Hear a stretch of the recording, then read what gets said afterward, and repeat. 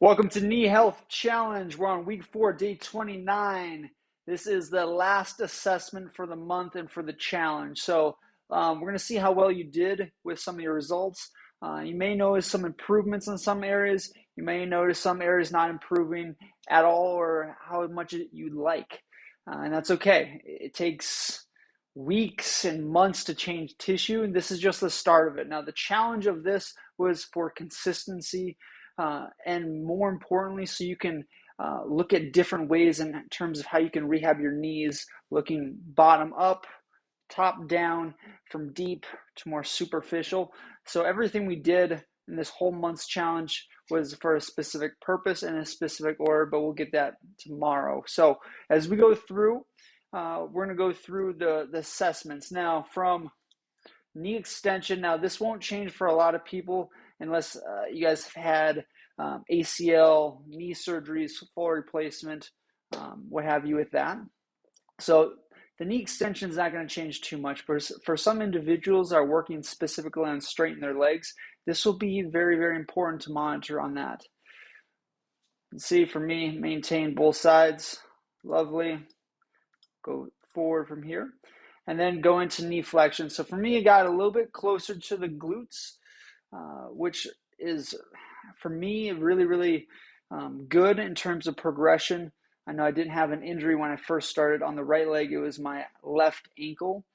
So I got down a little bit, right below 8.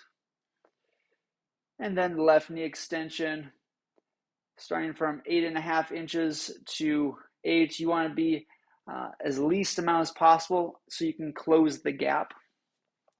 Now, in terms of right external rotation, 31 degrees to 42, that's a really good improvement, but a lot of it is how you can rotate the knee and your ankle and feet at the same time as maintaining knee position.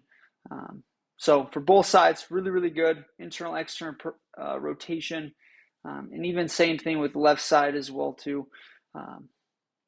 Very, very important to keep monitoring from there. And then left internal. So reasons why internal, external rotation is as you go through variables in life in terms of agility work, in terms of athletics, or change of position. Oh, you need a canned fruit down that aisle.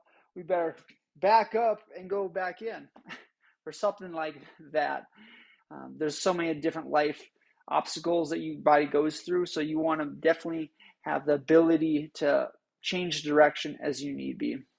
And then same thing, knees over toes. Now this isn't really important for stretching the patellar tendon or the tendon on top of the kneecap and bottom of the kneecap.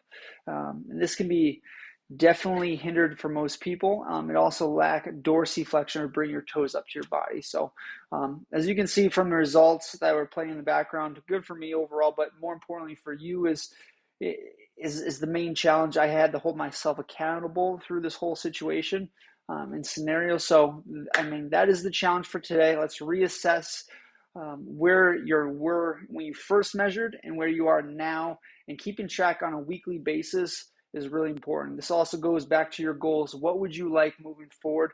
Are there certain things you need to switch up? Are there certain days of the challenge that were tough for you? You probably want to go back and revisit those. Maybe stay in the hardest ones for one time that week and then try another hard one next week or 2 weeks out the road. It depends on your progression. But at the end of the day, you have to move your body in order to maintain the structures. Because if you're not maintaining or building up, the body is degrading. It's just how the game works. So that is today's challenge. Monitor your progression, and we'll see you guys tomorrow for the last episode.